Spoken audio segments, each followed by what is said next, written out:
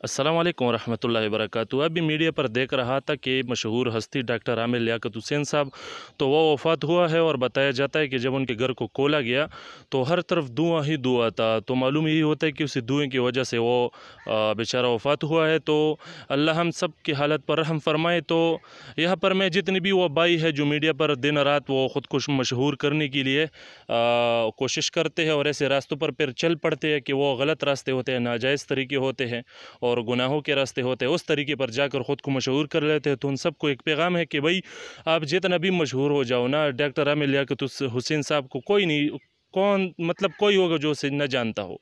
Millions में उनकी views थे, मगर अंजाम उसका क्या हुआ आप देख सकते हो। तो भाई हम जितनी भी मशहूर हो जाए ना इन हथकंडों से, इन गलत तरीक़ों से, तो आखिर एक दिन मौत को गले लगाना है।